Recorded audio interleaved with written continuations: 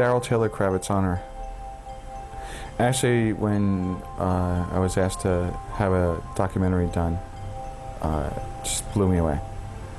But creativity has always been part of my life.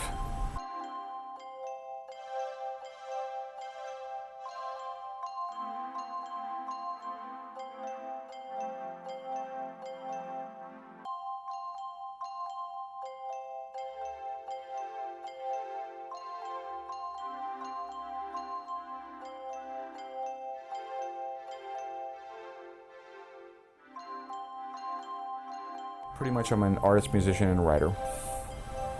Successful. I was published when I was 12.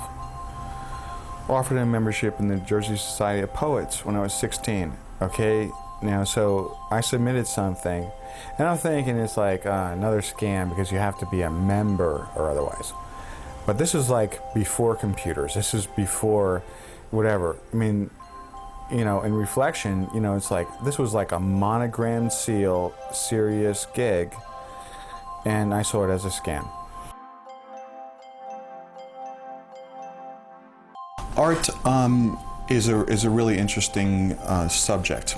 But again, it all comes down to knowing the rules. To be innovative, you have to know what is innovative. For example, object of inspiration, or just stupid plastic. I mean, you can take this, for example, all right? And no, I don't carry a knife around. I usually leave it at, especially when I'm being interviewed. That's not true either. All right, so you put the knife there, okay? And I go like this, and actually not cut myself, okay? That gives a dimension as far as a photographic image. So what does that mean? That the knife is pointing to the tongue. The tongue is a razor. The vision is perspective, and then you can play around with it, okay? But could you have done that 40 years ago? No.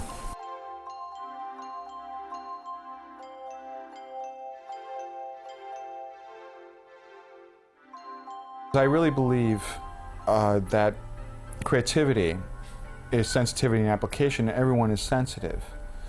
All right, so say that you know, you have mechanic skills of doing machinery, or you're you know, going for an engineering degree, or you're going for an artistic degree as far as art, and you can imitate. See, here's another thing. I've met people as far as that imitate innovation, and that's fine for a time, because you have to understand as far as the dynamic of people. You have to find your creative edge. You have to, you know, practice. Obviously, if I didn't paint when I was 17, I wouldn't understand the dynamics. And obviously, if I didn't spend my allowance, you know, as far as getting this art book, which is actually really interesting because the cover actually became a Kansas cover later on, years later.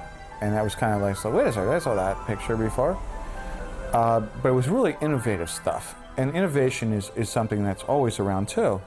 But you only have the emotional palette of creativity. You have only the emotional palette of emotions and your experiences. And that determines, as far as your life, as far as fusing and knowing your reds from your blues, knowing your happy from your sorrows. And as far as writing-wise, the more paint you have in your palette, the more vocabulary that you have, the more, they're basically paints. So instead of blue, it would be aqua, or turquoise, or cyan. But if you say the sky was blue, okay. The sky was an aqua pastel that had fluffy clouds that faded slowly into the darkness.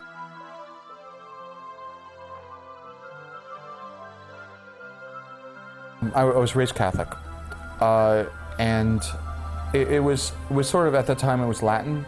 I never understood that. It's like going to church, you know, and it was sort of like Mr. Bean did it, you know, the same thing, as far as like the Hosanna, you know, kind of thing. And, I was an altar boy and whatever, and it was all in Latin, all right? So you're basically sitting there, it's like, you're hearing, whatever, you're not understanding it, and then there's like a cadence to it. But eventually then it progressed. So what happened was, I made the mistake. I said, okay, well, I'm going to pray to God, and I'm going to ask him to be the most creative person that ever lived. All right? And so I made this soft prayer. You see, humility is strength. I don't know if I should have done that, because sometimes I can't shut it off. So I'm actually dealing with the deluge of what I prayed for way back when. But I had to go through my hoops. There's certain lessons. How can you say, as far as that, your life, as far as, I want to be a writer, but I'm getting all of these hammers. Well, maybe those hammers are something that you need to write on, 10 years later. You don't know. But persistence, it's focus. It's never arrogance, and never, it's actually temperance and humility are the keys to the kingdom of creativity. One of the things I wrote a long time ago, and I really believe that, is creativity and professionalism and innovation is finding a new path on an old road. Because you need to know your formulas. You need to know your Picassos from your Rembrandts. You need to know what's been done in the market and the passion that you have. If it's sports, if it's anything, it's all transitory. Writing, okay, but also, like I said before, I'm not well read. I draw from the same pool. And actually, if you want to do something really fun, and this is like a game I play against myself. What I do is, okay, so I love this artist's work. Like, say for example, Danny Elfman. Danny Elfman's amazing as far as all the soundtracks and stuff. And I remember when he was writing songs with Oingo Boingo, as far as Weird Science and stuff like that. But it's like, okay, well, where did he come from? What was he listening to that inspired him?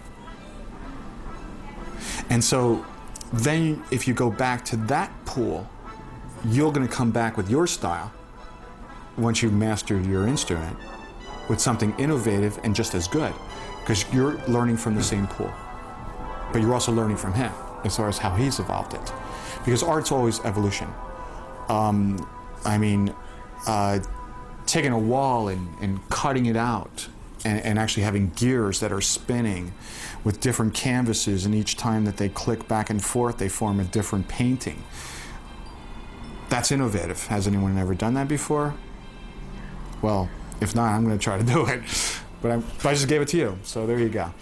As far as art has always been restricted to a canvas. A lot of the pieces that I've done, like this piece over here, it's three-dimensional.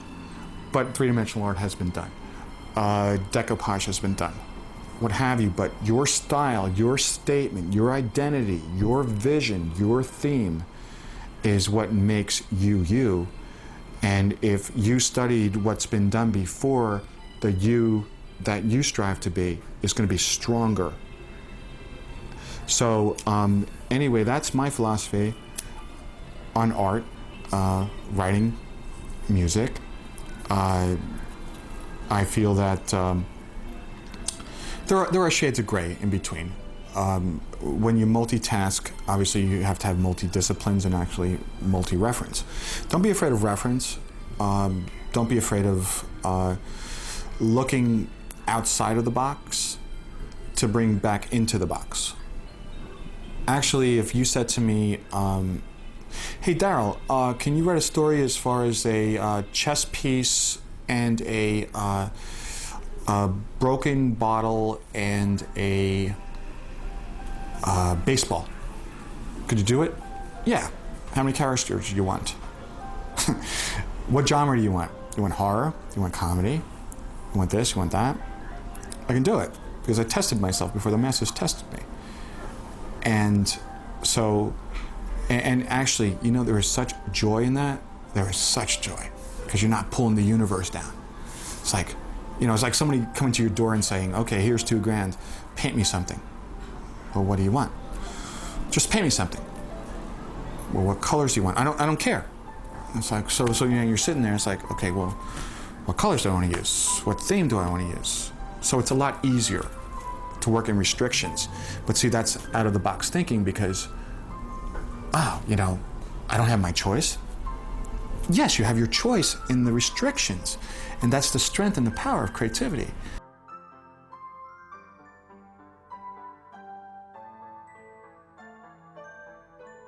You see, art and dynamics of anything of culture has been done for a long time.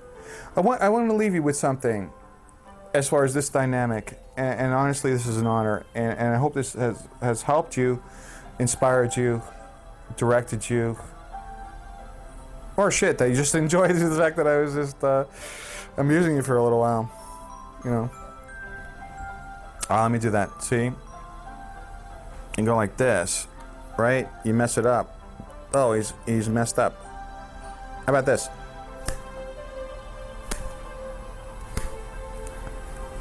It's all deflection. And life sometimes is. So, case in point is that believe in yourself, believe in your dreams, and orchestration in your life can happen, but not at the expense of others. And that the song that you thought that you would be able to have at that moment, giving love or care or concern to your responsibilities, for that time, if you're too emotional, it doesn't work. I've been doing this a long time. You know, I've written pieces in bars, you know, for ladies that I didn't want to sleep with, and for couples and whatever, but only one, Darryl Taylor, you know. So, and the Darryl Taylor thing, now it's Darryl Taylor K, but so there's a bunch of artwork and stuff like that floating all over the place, you know, from all these years. But it really comes down to, honestly, in conclusion, again, how many times do I have to conclude? Because life is not a conclusion, it's a beginning. And when you wake up and you think about this, that if you pray for something and you don't get it, don't be a brat. Because there are certain stepping stones. But once you hit that mother lode, as far as servitude, as far as honor to that, sometimes you won't be able to contain it, but you have to do it for other people. So let's say that, for example, as far as that you're talking to your girlfriend, your boyfriend, your significant other, or otherwise, and saying, oh, I saw this documentary or otherwise, and he said this. And if you thought it was bullshit, but they took it to heart, and that helped them as far as their life, that's what this is all about. So, thank you.